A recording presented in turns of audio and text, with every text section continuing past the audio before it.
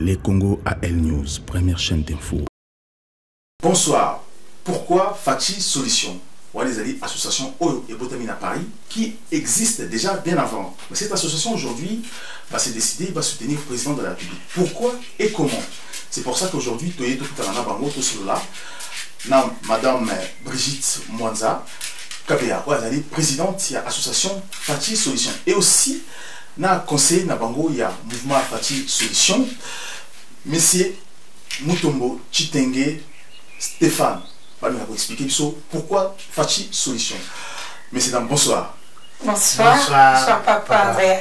Voilà, bienvenue dans cette émission encore. On a invité Vino pour te comprendre aujourd'hui pourquoi Fachi Solution. Prenez à tes mamans. Alors, la ligne parce qu'aujourd'hui, tout le monde en parle, Fachi Solution, une association qui aujourd'hui, les actes ça va œuvre à Paris. Aujourd'hui, tout le monde a un poste à Eba. Fachi Solution. Pourquoi ce nom de Fachi Solution au PCA, mon association à Bino? Bote papa Andreas. Biso to pesi kombo ya Fachi Solution ndenge tolbaka mokolo ya moto telemaka liboso ya bilili tolobi lisanga na biso kombo Fachi Solution ezali te Fachi Biyano po Biyano ezali biso toyende na ba solution lisanga na biso po epesa maboko na mboka na biso toloba te to mema pe solution moko te ba solution po totali na lolenge ya mokonzi ya mboka ye azali solution tolobi papa Félix aye lelo na mboka na biso aende na biyano na social na économique na nyonso ye aye na biyano yango pe biso toye na biyano wana na nini tokotala lolenge nini o tokoki kopesa maboko na mokonzi po te tomema ye na excellence tokopesa ye maboko na niveau ya social na nini lelo tokomona bilenge na mboka na biso mingi bana misala te bongo moto akozwa mosala nini ntango ya na qualification moko te ayebi mpe mosala moko te biso tokoki koya na basolution oyo mpe tozali kopropose te toya nango tovandi na mikili ya poto tomoni oyo ezali kosalama awa lelo bamama na bapapa ya solution tozali komipesa lokwa likabo te na mboka na biso tosala baatelier oyo tokoki kopesa bana wana misala ezala na couture ezala na maçonnerie lolenge moko mpe tokomema basolution ata na bakamp militaire na biso tomoni te tokoki kosala bana oyo bayi kotelengana lelo baorphelin bana wana papa na bango na bamama na bango babundeli nde mboka baorphelin militaire na lobi boye papa na kati ya camp total exemple lokwa na kati ya camp kokolo bana baa kotelengana mpona tata ali te mama ali te mpe mwana wana ayebi mosala moko te bakulu na babotami na likambo nini bana mosala te bongo soki biso lelo Fachi Solution tokiti atelier yango ata ya moke boye bana wana tolakisi bango na kati na biso o bamama basala couture bazali bamama bayebi misala ya kokengela bana bazali bamama bapapa bayebi maçonnerie bazali totalisa bango na baatelier mpo lobi soki bainvestisseur baye bakoluka main d'œuvre mais main d'œuvre wana eyebi mosala te na qualification moko te tozali prêt lelo biso Fachi Solution yango tomibengi solution mpo mokonzi azali solution mais biso mpe toye lokwa bafourmi mpo bafourmi bakoki kozala 1000 fourmi moko na moko akomema libanga na ye fourmi moko na moko akotambola na molongo po ete tomema édifice na biso etombwama. Donc si je comprends très bien, vous voulez apporter du soutien parce que les idées du président aujourd'hui, elles ont collé dans l'idée Nabino. Parce que vous aussi, vous faites partie de la solution. Ezali boy papa. Totamboli bongo na vision à chef de l'État. Tango biso tobotami, tolobi to ali Fachi Solution. Et ali na lolenge ya vision wana ya chef de l'État. Ye ya lobi lelo, le peuple d'abord. Wana e ali pona biso e ali devise. Peuple d'abord wana biso foto sunga mokonzi. Mokonzi lelo aye ye ali moko liboso ali liboso na sima na ye tozali ba soldat na lobi boye to aloko ba fourmi to tambola elongo to tia ye maboko le peuple d'abord wana biso to sala na sima po ete misala wana ekende liboso papa akolonga ndenge nini soki azali kaka ye moko mais papa Chitenge papa oui pourquoi bien avant le président Félix, l'association Fachi Solution, et apporté qui soutient le président Moussous Balekaki avant le président Félix? Oui, c'est parce que, disons que Bissot Tozaki déjà la idée au papa Félix Azanangolelo. C'est parce que avant que papa Fachi Azala président de la République, Mutumoko Azalaki n'a pas vision Otozaki Nango du Bossoté. Du fait que Tozu Mokonzi Mboka o Azala n'a pas idée neti ya biso yangwana Tolobi, pourquoi pas ne pas soutenir le président de biso na vision na ye, na philosophie na ye, parce que ça correspond au Yabiso Otozaki Nango avant Azala, président de la République. Parce que, au Bazalaki Bosso na ye, Bazakaka, avant on s'allait les Kambo, il y a social, aux commissions, Bazotiayo, Bakrok en jambe. Alors, les loyaux, Bakrok en jambe, il faut disparaître. C'est la raison pour laquelle on se met dans cette vision-là, dans cette dynamique de du président de la République pour que nous puissions aider nos familles, nos compatriotes, surtout Bana ya Basoda Oyo, Komi Lelo, orphelins. Ils sont sans travail. Ils sont délaissés dans la nature. Mais jusqu'où maintenant, lorsque Bolobi Kabolingi va soutenir Banana, va évoluer, jusqu'où vous le président Fati, est-ce que vous salamo jusqu'à ce que le président Fati ait le pouvoir ou à la longue, jusqu'où vous soutenir cette idée et la solution Fati?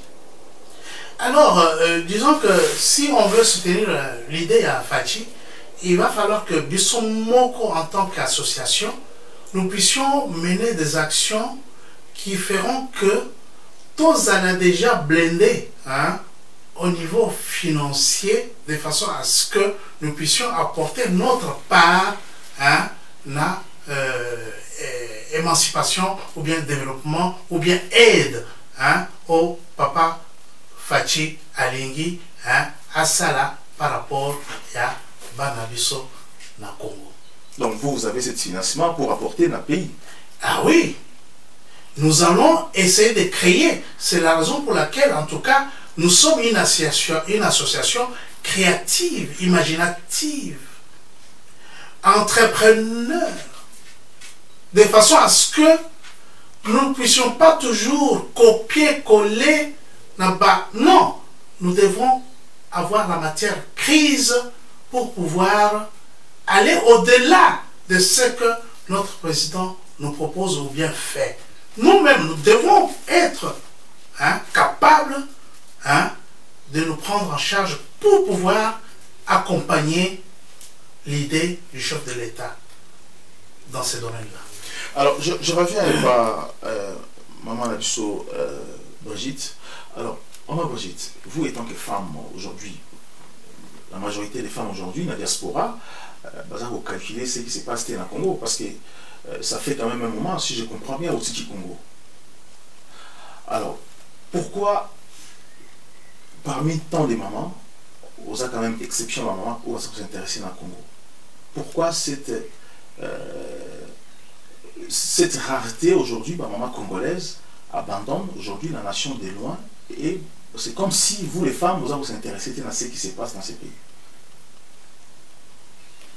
Nako yanola boy papa Andreas côté le malelo nga lokola mama kati na ba mama mosusu ezali po tolobi mama soki atelemi mboka etelemi, mama soki atelemi lisanga etelemi, tokoki kotika mboka na biso boyete makanisi oyo eyeli biso ba mama na kati ya lisanga ya Fachi Solution ya lite biso ba mama to telema totelema po te tosunga mokonzi na biso tosunga bana na biso bandeko na biso na mboka na biso ya Congo. Il faut tosunga bango lelo wana lobi toyali ba mama totala bana basi oba kotelenga na boye na Kinshasa. Pourquoi tomituna soki opesi ntaba na yo matiti ya kolia te taba okende kolia epai ya voisin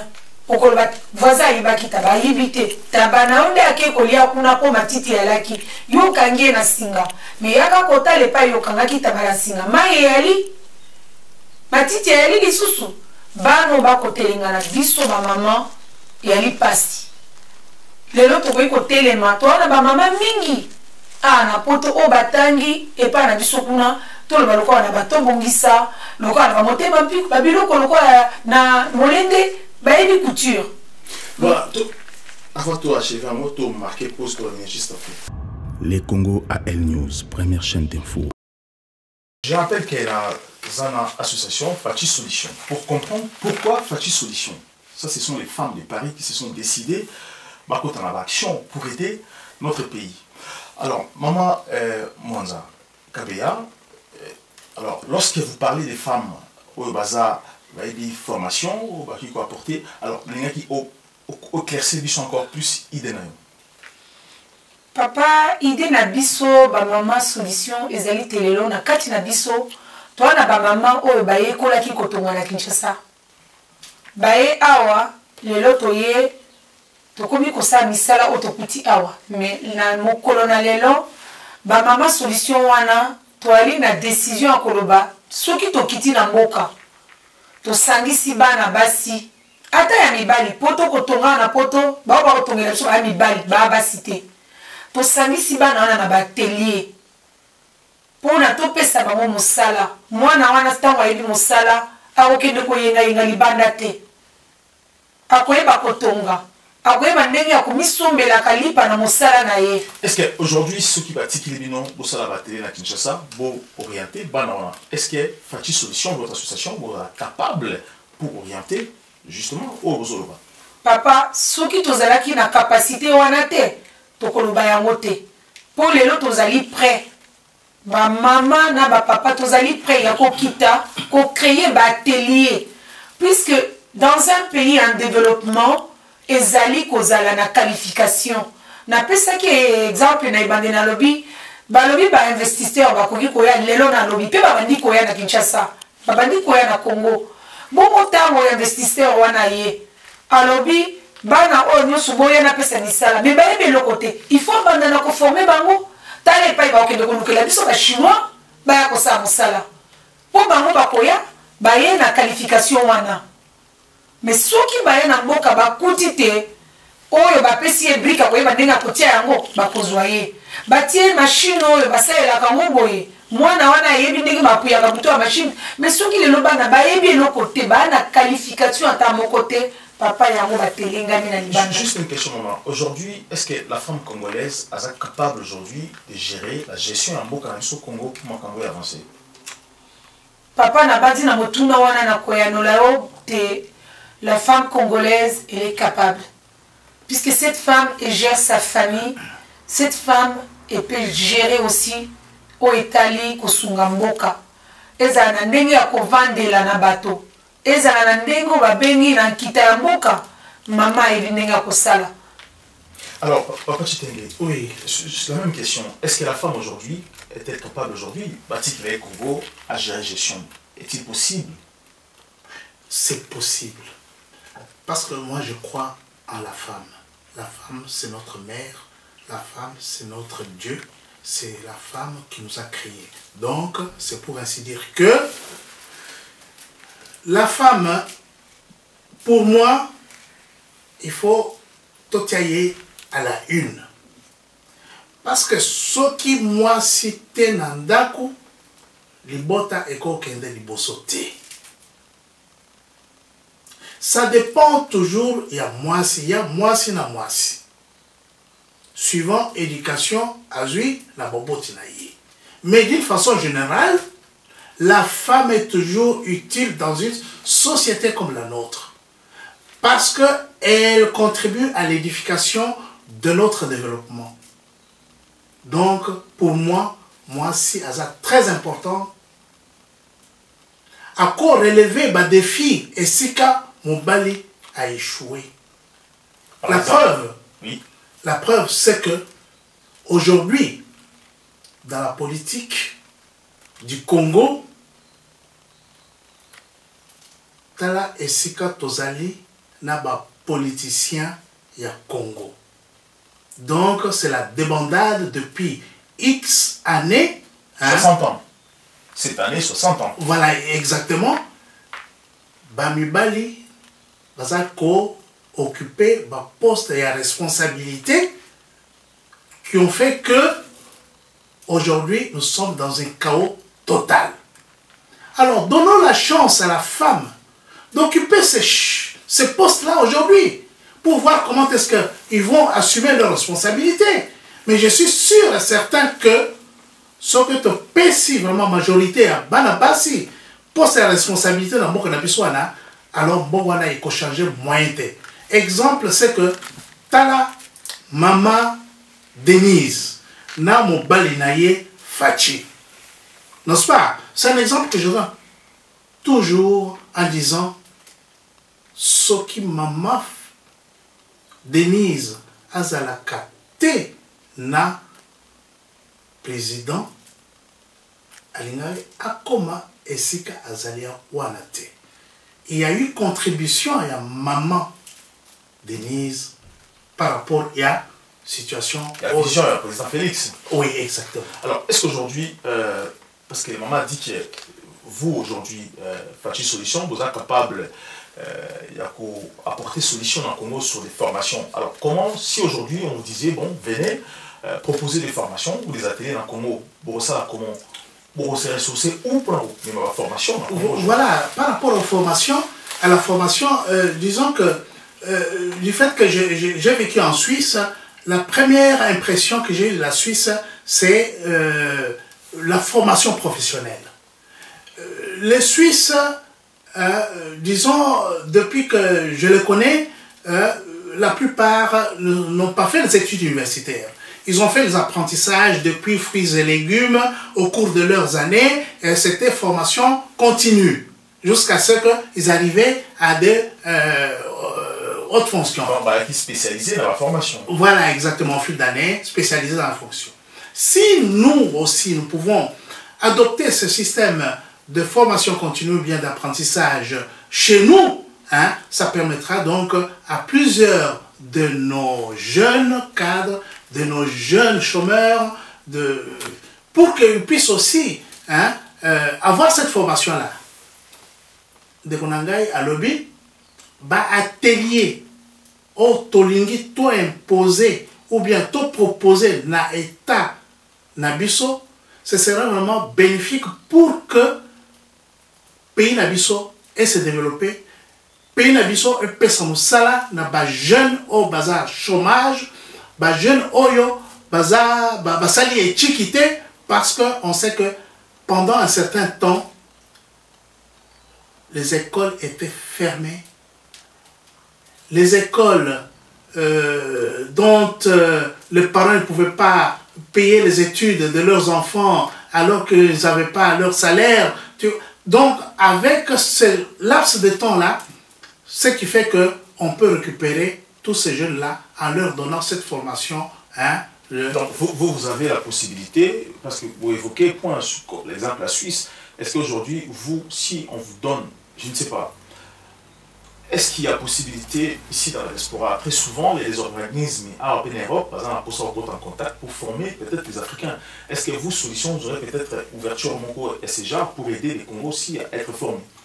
En tout cas, en tant qu'association, je ne pense pas que nous pouvons avoir cette opportunité-là d'aller directement vers les autorités suisses ou françaises. Voilà, justement. Il va falloir que, ça c'est un mot que je lance aux autorités françaises, parce qu'il y a un gouvernement qui existe.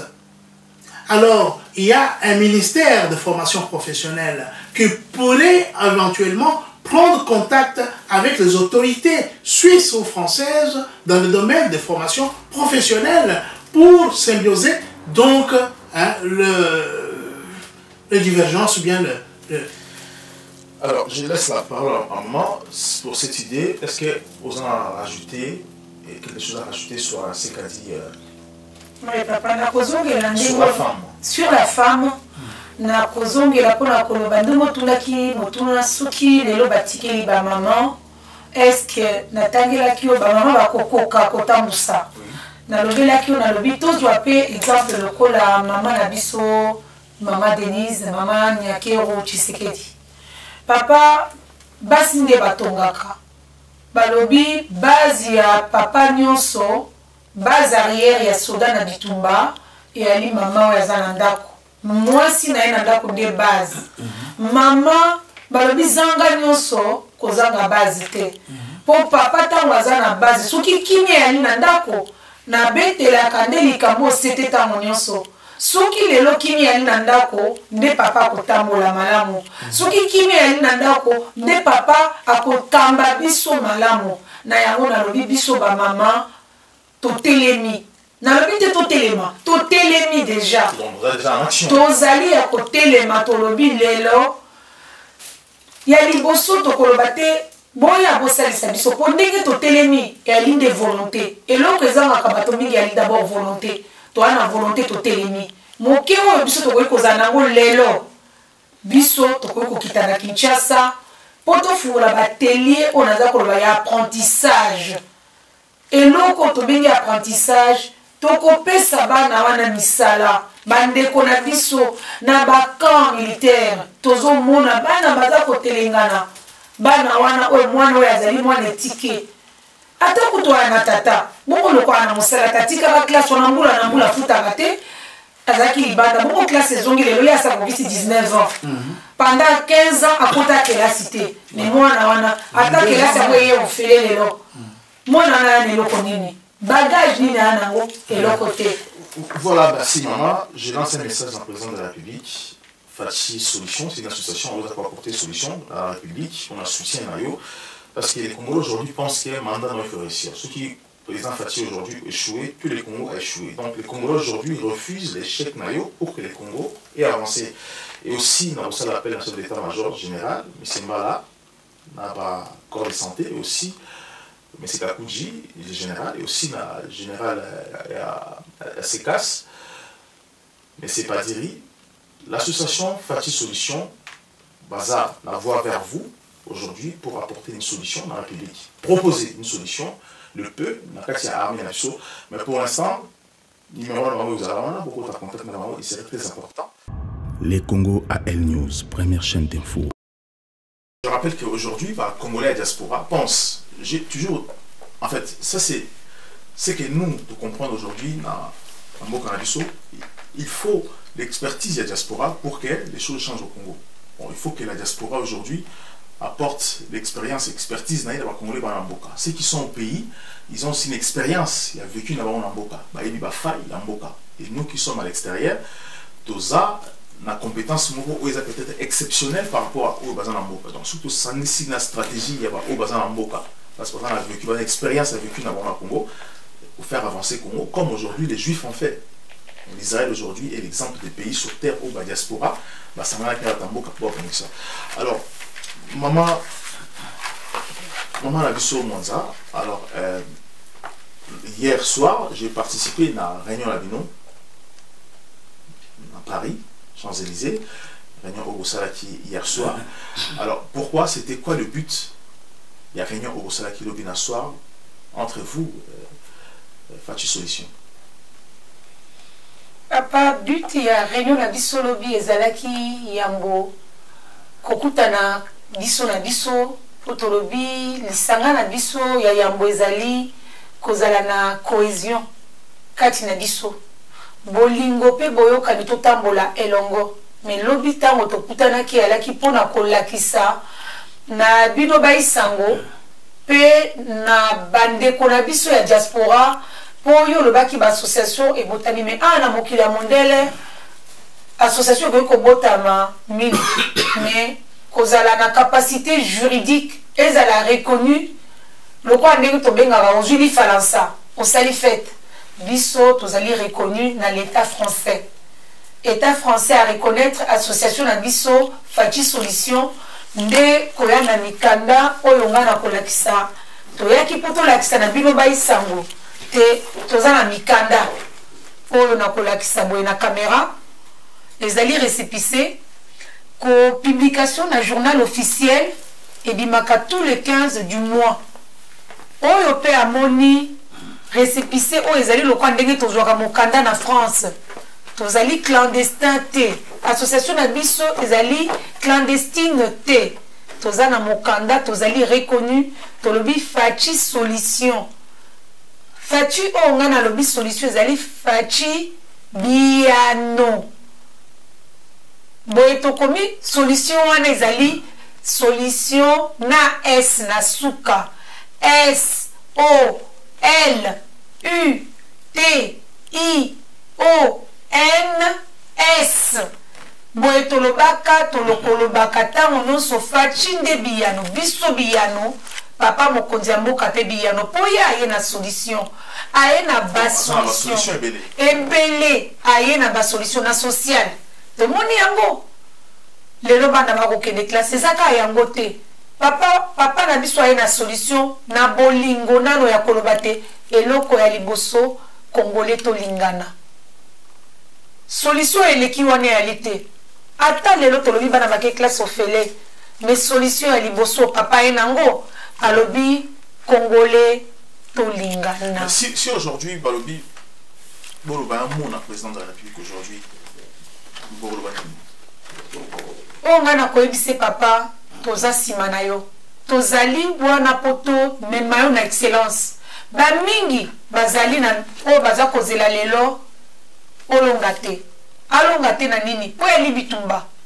tolobi lelo ye tozwi papa azwi bokonzi wana makanisi ya malamu wana ngo me boni na mboka ya Congo lelo bazozela kaka alonga te me akolonga. Voilà, namoni association Fachi Solution, les peuples d'abord. Vous savez si ma photo, idée où tu vois pipo dans le cadran comme ça. Idée oyo papa ezali tolobi laboratoire na kati ya Fachi Solution bitu na biso eza kosala. Tozali dévoué corps et âme poete. Na kotanga teke pona mo ezali na ba idée ya mokonzi. Balobi soko boyi moto ndima ata misala na ye. Yango oyo. Ba idée ya ezali mama Brigitte Mwanza Kabeya. Nous sommes une association créative. Ba idée oyo komona o nyonso oyo ezali ba idée. Bongo yango ata na Kinshasa soki toke na ba télé ya ke mwana ye kolata ko tia eloko na cadre. Oyo nyonso nde créativité. esalemi kaka na kati ya association na biso. Association Fachi Solution. Adresse ezali. Oui, adresse yango. Alors, il serait mieux aussi pour que ça va coordonner Nabino. On va passer dans Nabino, on va contact aussi Nabino directement. Donc on peut ça contact na ba oyo nyonso ba ko sepela na likambo oyo. O lisanga oyo ezali ya biso ba congolais. Moto na moto aya na libanga na ina édifice oyo. Tolobi mosapi moko esukola kelongite. E pari o maele na ngai ekosuka ya papa ekobakisama. E pari o maele ya papa Andreas atape yo papa Andreas lisanga oyo ezali pe ya yo.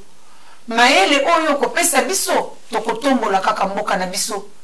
Yango tokopesa ba coordonnées na biso na oyo nyonso oyo amoni likambo la biso mba likambo oyo eza ya yo. Ba adresse na biso ezali boye. Ba coordonnées ezali tokopesa ya mo numéro ya téléphone lelo numéro ezali moko. Soki okobenga na Suisse okobenga na numéro ya papa Mutombo Stéphane. Mais lelo toa na numéro ya limoko. Soki okobenga biso na niveau ya étranger nyonso na kopesa boye ezali 0033 6 67 64 62 53. et ali numéro ya ngai Mama Brigitte Mwanza Kabea, présidente de l'association. nazali ngai nde présidente na association oyo oto bengi Fachi Biyano. Fachi mwana bilaka oyo aye na biyano na mboka Congo. Biso pe ba mama na ba papa ya solution toye na biyano lolenge papa ye nango toye tokomema ye na excellence. D'accord, je rappelle aussi que votre mail est Zapiwana, tu retiens mon émission en C, tu vas voter cette émission, tu vas mon numéro na bino, na mail na bino pour contacter bino. Tu commis au clore cette émission. Papa, vous avez un mot avant de clôturer cette émission. Le dernier mot, c'est que biso ba papa, tout ça la nyonso qui est de notre possible, tout sunga ba maman, tout mettre ba maman à la une. Ça veut dire quoi? Ça veut dire que ce qui ba maman te toko kende esika mon côté. Donc, je vous demande massivement d'adhérer à l'association Oyo pour que nous puissions quand même aider nos mamans d'aller de l'avant. Merci beaucoup. Merci. Devise Nabiso. Devise Nabino. Devise Nabiso. Papa, devise Nabiso et à mon sous-souté. Tolobi, association Fachi Solution, le peuple d'abord. Oh, nyonso association Oyeko Sala, et Alika Kapote, tout sunga peuple congolais. Oh, tozwaki yango, tomosali pete, tolobaka na association Nabiso. Si on ne sait pas où on va, rappelons-nous d'où nous venons. Na yango to tomboli pe lisanga oyo ya IDPS. Ngana ali mama ya IDPS. Na koki kofanda na yo boyete papa tant que na tombola e pa itomuta kite. Soki IDPS ala kate lelo association nous ebimi Fachi ebele boye papa to yebana kite. To kanisaka tango nyonso e pa nini to mutaki. Ngana ali mama kati ya IDPS. Yango nalobi lelo papa tikela kabiso papa Etienne. Toye baka. Papa Etienne atikaki alobi le peuple d'abord. Le peuple d'abord, merci beaucoup dans cette émission. Merci Nengue pour répondre à cette invitation. Je rappelle que Maman Brigitte Mwanza Kabea, vous êtes présidente, il y a Fachi Solution et aussi M. Mouton Chitenge, Stéphane. Donc, vous a conseillé dans le mouvement. Merci encore d'avoir regardé cette émission. Je vous demanderai de partager, surtout de s'abonner, aussi de suivre Fachi Solution, une association où ils sont à Paris et aussi à la Action dans le Congo, qui pense aussi faire de très bonnes choses, aussi dans l'État de la République démocratique du Congo. Vraiment, beaucoup de contact dans cette association parce qu'ils ont des bonnes idées. Moi-même, j'ai assisté à l'action au Balingba dans le Congo. Ils sont bénéfiques pour l'Ambo Cannabis. À très bientôt. Les Congo AL News, première chaîne d'info.